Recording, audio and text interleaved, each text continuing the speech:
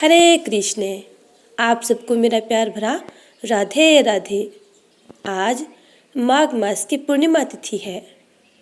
वार शनिवार, दिनांक 24 फरवरी 2024। आज हम स्तनपान करेंगे। माघ मास पूर्णिमा के दिन श्री सत्यनारायण व्रत कथा शुरू करने से पहले यदि अपने चैनल को सब्सक्राइब नहीं किया है तो चैनल को सब्सक्राइब कर बेल आइकन को जरूर दबा लीजिएगा ताकि आगे आने वाली वीडियो के नोटिफिकेशन आप तक टाइम पर पहुंचते रहे। आइए कथा स्तनपान करते हैं। एक समय की बात है, नैमिषारण्य तीर्थ में शौनक आदि ऋषि 88,000 ऋषियों ने श्री सूत जी से पूछा, हे प्रभु, इस कलयुग में वेद विद्या रहित मनुष्यों को प्रभु भक्ति किस प्रकार मिल सकती है तथा उनका उद्धार कैसे होगा। हे मुनि श्रेष्ठ, कोई ऐसा तप बताइए जिससे थोड़े समय में ही पुण्य मिले और मनोवांछित फल की प्राप्ति हो जाए। इस प्रकार की कथा सुनने की हम इच्छा रखते हैं।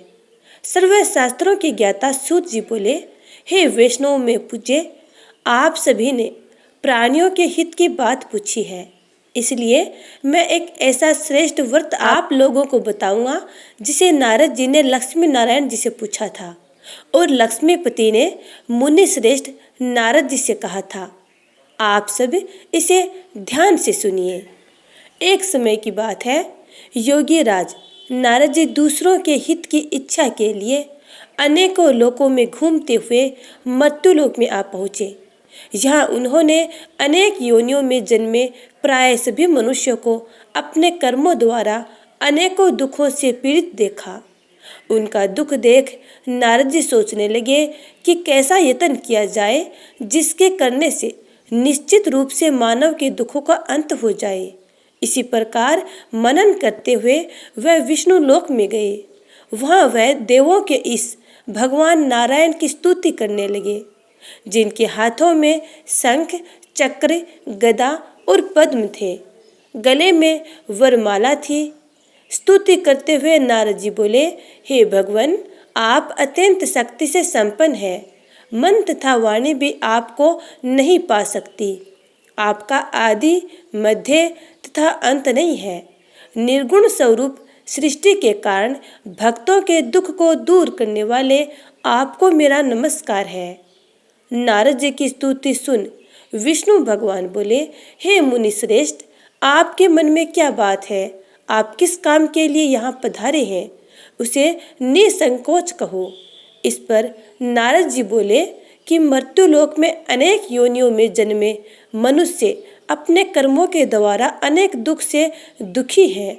हे नाथ, आप मुझ पर दया रखते हैं तो बताइए कि वो मनुष्य थोड़े प्रयास से ही अपने दुखों से कैसे छुटकारा पा सकते हैं। श्री हरि बोले, हे नारद, मनुष्यों की भलाई के लिए तुमने बहुत अच्छी बात पूछी है, जिसके करने से मनुष्य मोह से छूट जाता है। वह बात मैं कहता हूँ, तुम ध्यान से सुनो।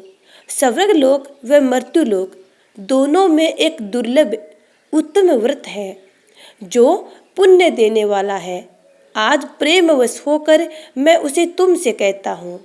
श्री सत्यनारायण भगवान का यह व्रत अच्छी तरह विधान पूर्वक करने से मनुष्य तुरंत ही यहाँ सुख भोग कर मरने पर मोक्ष को प्राप्त करता है। श्री हरि के वचन सुन नारद जी बोले कि उस व्रत का क्या फल है और उसका विधान क्या है। यह व्रत किसने किया, इस व्रत को किस प्रकार करना चाहिए, इस व्रत को किस दिन करना चाहिए, सभी कुछ विस्तार पूर्वक बताएं। नारद जी की बात सुनकर श्री हरि बोले, दुख व शोक को दूर करने वाला यह व्रत सभी स्थानों पर विजय दिलाने वाला है।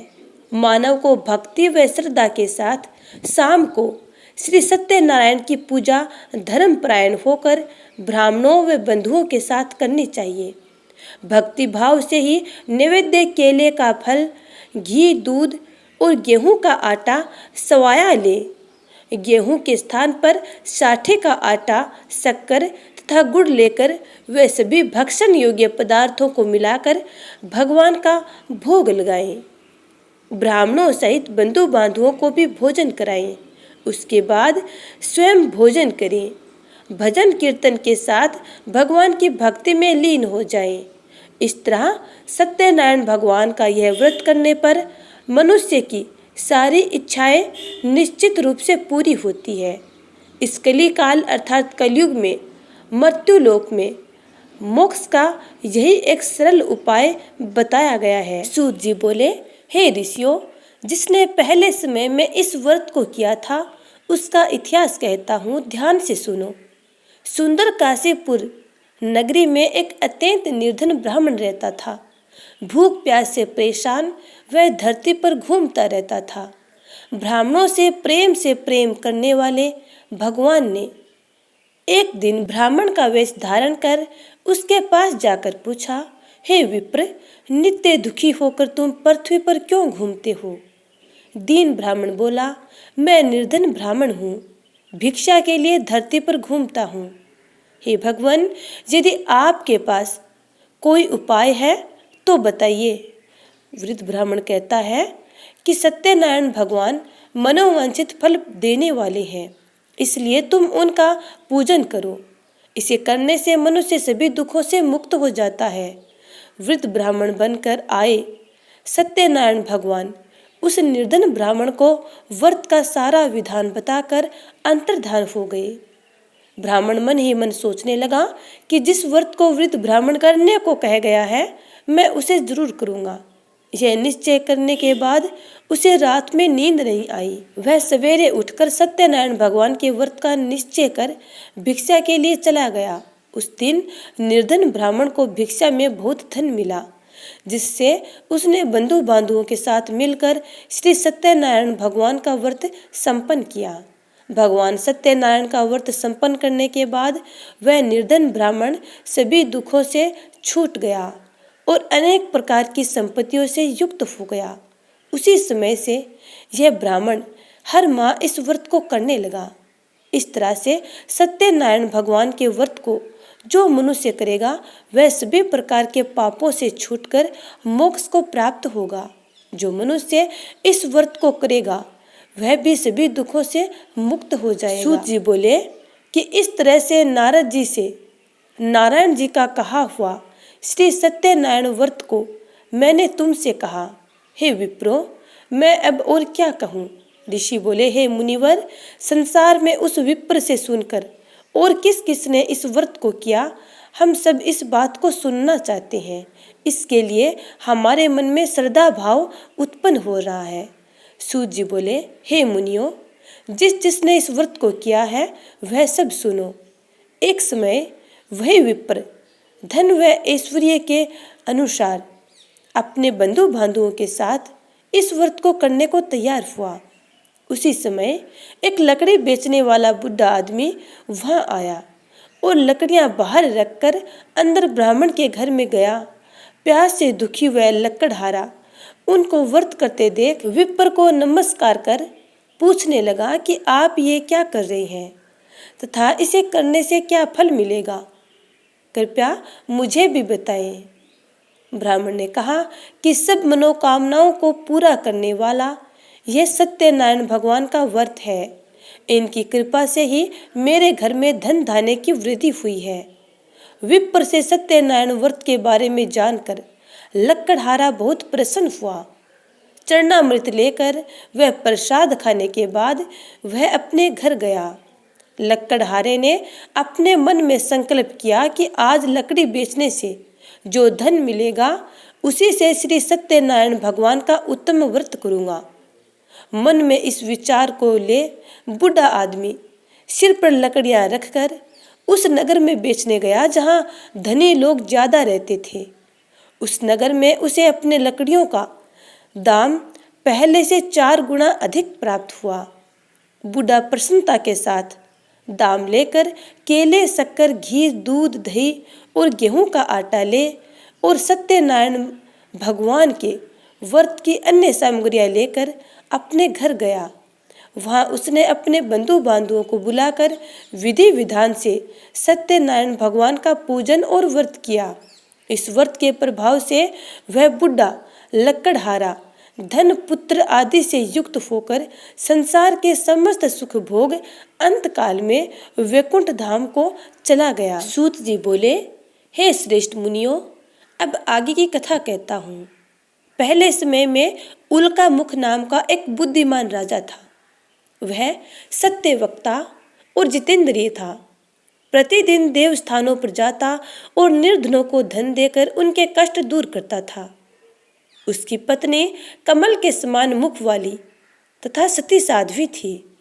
भद्रशिला नदी के तट पर उन दोनों ने श्री सत्यनारायण भगवान का व्रत किया।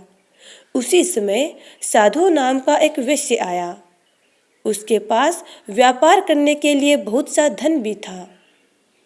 राजा को व्रत करते देखकर वह विनय के साथ पूछने लगा, हे राजन, भक्ति भाव से पूर्ण होकर आप ये क्या कर रहे हैं?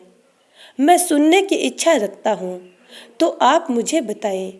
राजा बोला, हे साधु, अपने बंधु बांधुओं के साथ पुत्र आदि की प्राप्ति के लिए एक महान शक्तिमान श्री सत्यनारायण भगवान का व्रत व पूजन कर रहा हूँ। राजा के वचन सुन साधु आदर से बोला, हे राजन, मुझे इस व्रत का सारा विधान कहिए। आपके कथनानुसार मैं भी इस व्रत को करूँगा। मेरी भी संतान नहीं है और इस व्रत को करने से निश्चित रूप से मुझे संतान की प्राप्ति होगी।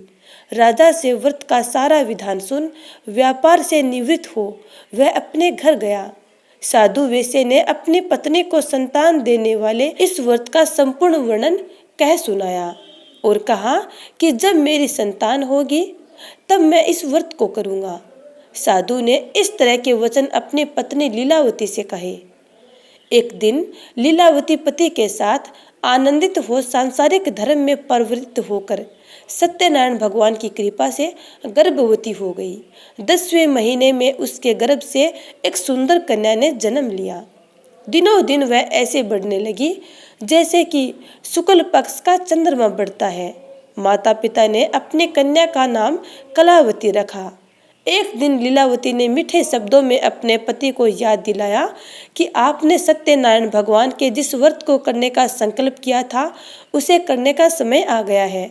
आप इस व्रत को करिए। साधु बोला कि हे प्रिय, इस व्रत को मैं उसके विवाह पर ही करूँगा। इस प्रकार अपनी पत्नी को आश्वासन देकर वह नगर को चला गया। कलावती पिता के घर में रहकर वृद्धि को प्राप्त हो गई। साधु ने एक बार नगर में अपनी कन्या को सखियों के साथ देखा तो तुरंत ही दूत को बुलाया और कहा कि मेरी कन्या के योग्य वर देख कर लाओ। साधु की बात सुनकर दूत कंचन नगर में पहुंचा और वहां देखभाल कर लड़की के लिए सुयोग्य वणिक पुत्र को ले आया। सुयोग्य लड़के को देख साधु ने बंधु बांधुओं को बुलाकर अपने पुत्री का विवाह कर दिया। लेकिन दुर्भाग्य की बात यही कि साधु ने अभी भी श्री सत्यनारायण भगवान का व्रत नहीं किया। इस पर श्री सत्यनारायण भगवान क्रोधित हो गए और श्राप दिया कि साधु को अत्यधिक दुख मिले। अपने कार्य में कुशल साधु बनिया जमाई को लेकर समुद्र के पास स्थित होकर रतनसारपुर नगर में गया। वहां जाकर दामाद ससुर दोनों मिलकर चंद्रकेतु राजा के नगर में व्यापार करने लगे। एक दिन भगवान सत्यनारायण की माया से एक चोर राजा का धन चुराकर भाग रहा था। उसने राजा के सिपाहियों को अपना पीछा करते देख चुराया हुआ धन वहां रख दिया जहां साधु अपने जमाई के साथ ठहरा हुआ था। राजा के सिपाहियों ने साधु वैश्य के पास राजा का धन पड़ा देखा तो वह ससुर जमाई दोनों को बांधकर प्रसन्नता से राजा के पास ले गए और कहा कि उन दोनों चोरों को हम पकड़ लाए हैं। अब आप आगे की कार्यवाही की आज्ञा दें। राजा की आज्ञा से उन दोनों को कठिन कारावास में डाल दिया गया और उनका सारा धन भी उनसे छीन लिया गया। श्री सत्यनारायण भगवान से श्राप से साधु की पत्नी भी बहुत दुखी हुई। घर में जो धन था उसे चोर चुरा ले गए। शारीरिक तथा मानसिक पीड़ा व भूख प्यास से अति दुखी हो अन्न की चिंता में कलावती ब्राह्मण के घर गई। वहां उसने श्री सत्यनारायण भगवान का व्रत होते देखा। फिर कथा भी सुनी व प्रसाद ग्रहण कर वह रात को घर वापस आई। माता ने कलावती से पूछा कि हे पुत्री, अब तक तुम कहाँ थी तेरे मन में क्या है? कलावती ने अपनी माता से कहा, हे माता, मैंने एक ब्राह्मण के घर श्री सत्यनारायण भगवान का व्रत देखा है। कन्या के वचन सुन लीलावती भगवान के पूजन की तैयारी करने लगी। लीलावती ने परिवार व बंधुओं सहित सत्यनारायण भगवान का व्रत किया और उनसे वर मांगा कि मेरे पति तथा जमाई शीघ्र घर आ जाएं। साथ ही यह भी प्रार्थना की कि हम सबका अपराध क्षमा करें। श्री सत्यनारायण भगवान इस व्रत से संतुष्ट हो गए और राजा चंद्रकेतु को सपने में दर्शन देकर कहा कि हे राजन, तुम उन दोनों विषयों को छोड़ दो और तुमने उनका जो धन लिया है उसे वापस कर दो। अगर ऐसा नहीं किया तो मैं तुम्हारा धन, राज्य व संतान सभी को नष्ट कर दूंगा। राजा को यह सब कहकर भगवान अंतर्धान हो गए। प्रातःकाल सभा में राजा ने अपना सपना सुनाया। फिर बोले कि बणिक पुत्रों को कैद से मुक्त कर सभा में लाओ। दोनों ने आते ही राजा को प्रणाम किया। राजा मीठी वाणी में बोला, हे महानुभाव, भाग्यवश ऐसा कठिन दुख तुम्हें प्राप्त हुआ है, लेकिन अब तुम्हें कोई भय की बात नहीं है। ऐसा कह राजा ने उन दोनों को नए वस्त्र आभूषण भी पहनाए और जितना धन उनका लिया था उससे दुगुना धन वापस कर दिया। दोनों वैसे अपने घर को चल दिए। सूत जी बोले, वैसे ने मंगलाचार कर अपनी यात्रा आरंभ की और अपने नगर की ओर चल दिए। उनके थोड़ी दूर जाने पर एक दंडी वेशधारी श्री सत्यनारायण ने उनसे पूछा, हे साधु, तेरी नाव में क्या है? अभिमानवश वणिक हंसता हुआ बोला, हे दंडी, आप क्यों पूछते हो? क्या धन लेने की इच्छा है? मेरे नाव में तो बेल व पत्ते भरे हुए हैं। वैश्य के कठोर वचन सुन भगवान बोले, तुम्हारा वचन सत्य हो। दंडी ऐसे वचन कहे वहां से दूर चले गए। कुछ दूर जाकर समुद्र के किनारे पर बैठ गए। दंडी के जाने के बाद साधु वैश्य ने नित्य क्रिया के पश्चात नाव को ऊंची उठते देखकर अचंबा माना और नाव में बेल पत्ते आदि देख वह मूर्छित होकर जमीन पर गिर पड़ा। मूर्छा खुलने पर वह अत्यंत शोक में डूब गया तथा उसका दामाद बोला कि आप शोक ना मनाए, ये दंडे का साप है, इसलिए हमें उनकी शरण में जाना चाहिए, तभी हमारी मनोकामनाएं पूरी होगी।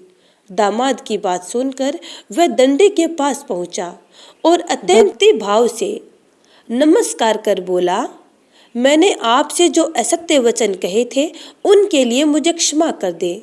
ऐसा कहकर महान शोकातुर होकर वह रोने लगा। तब दंडी भगवान बोले, हे वणिक पुत्र, मेरी आज्ञा से बार बार तुम्हें दुख प्राप्त हुआ है। तू मेरी पूजा से विमुख हुआ। साधु बोला, हे भगवान, आपकी माया से ब्रह्मा आदि देवता भी आपके रूप को नहीं जानते, तब मैं अज्ञानी कैसे जान सकता हूँ? आप प्रसन्न होइए। अब मैं सामर्थ्य के अनुसार आपकी पूजा करूँगा। मेरी रक्षा करो और मेरे पहले के समान नौका में धन भर दो। साधु वैश्य की भक्ति पूर्वक वचन सुनकर भगवान प्रसन्न हो गए और उनके इच्छा अनुसार वरदान देकर अंतर्धान हो गए। ससुर जमाई जब नाव पर आए तो नाव धन से भरी हुई थी। फिर वहीं पर ससुर और जमाई दोनों ने अपने साथियों सहित सत्यनारायण भगवान का पूजन कर अपने नगर को चल दिए। जब नगर के नजदीक पहुंचे तो दूत को घर पर खबर करने के लिए भेज दिया। दूत साधु की पत्नी को प्रणाम कर कहता है कि मालिक अपने दामाद सहित नगर के निकट आ गए हैं। दूत की बात सुन साधु की पत्नी लीलावती ने बड़े हर्ष के साथ सत्यनारायण भगवान का व्रत कर अपने पुत्री कलावती से कहा कि मैं अपने पति के दर्शन को जाती हूँ, तू कार्य को पूर्ण कर शीघ्र आ जा। माता के ऐसे वचन सुन कलावती जल्दी में प्रसाद को छोड़ अपने पति के दर्शन के लिए चली गई। प्रसाद की अवज्ञा के कारण श्री सत्यनारायण भगवान पुनः रुष्ट हो गए और नाव सहित उसके पति को पानी में डुबो दिया। कलावती अपने पति को वहां न पाकर रोती हुई जमीन पर गिर गई। नौका को डूबा हुआ देख वह कन्या को रोता देख साधु दुखी होकर बोला कि हे प्रभु, मुझसे तथा मेरे परिवार से जो भूल हुई है उसके लिए क्षमा कर दो। साधु के दीन वचन सुनकर श्री सत्यनारायण भगवान प्रसन्न हो गए और आकाशवाणी हुई, हे साधु, तेरी कन्या मेरे प्रसाद को छोड़कर आई है, इसलिए उसका पति अदृश्य हो गया है। यदि वह घर जाकर प्रसाद खाकर लौटती है तो उसके पति की नाव अवश्य दिखेगी।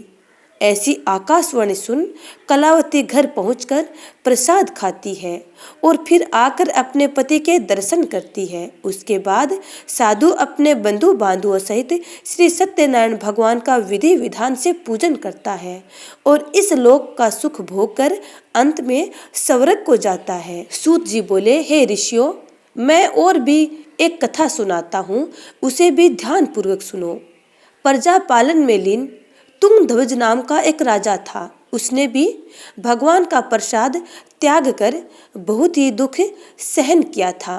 एक बार वन में जाकर वन्य पशुओं को मारकर वह बड़ के पेड़ के नीचे आया। वहां उसने ग्वालों को भक्ति भाव से अपने बंधुओं सहित सत्यनारायण भगवान का पूजन करते देखा। राजा अभिमानवश ना ही पूजा स्थान पर गया और ना ही उन्हें नमस्कार किया। ग्वालों ने राजा को प्रसाद दिया, लेकिन उसने वह ग्रहण नहीं किया। प्रसाद को वहीं छोड़ वह अपने नगर को चला गया। जब वह नगर में पहुंचा तो वहां सब कुछ तहस नहस हुआ पाया, तो वह शीघ्र ही समझ गया कि यह सब भगवान ने ही किया है। वह दोबारा ग्वालों के पास पहुंचा और विधि पूर्वक पूजा के प्रसाद को ग्रहण किया, तो श्री सत्यनारायण भगवान की कृपा से सब कुछ पहले जैसा हो गया। दीर्घ काल तक सुख भोगने के बाद मरणोपरांत उसे स्वर्ग की प्राप्ति हुई। जो मनुष्य परम दुर्लभ इस व्रत को करेगा तो भगवान सत्यनारायण की अनुकंपा से उन्हें धन धान्य की प्राप्ति होगी। निर्धन धनी हो जाता है और भय मुक्त हो जीवन जीता है। संतानहीन मनुष्य को संतान सुख मिलता है और सारे मनोरथ पूर्ण होने पर मानव अंत काल में वैकुंठ धाम को जाता है। सूत जी बोले, जिन्होंने पहले इस व्रत को किया है, अब उनके दूसरे जन्म की कथा कहता हूँ। वृद्ध सतानंद ब्राह्मण ने सुदामा का जन्म लेकर मोक्ष की प्राप्ति की।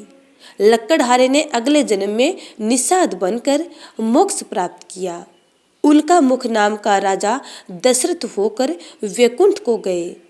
साधु नाम के वेश्य ने मोरध्वज नामक राजा बनकर अपने पुत्र को आरे से चीरकर मोक्ष को प्राप्त किया।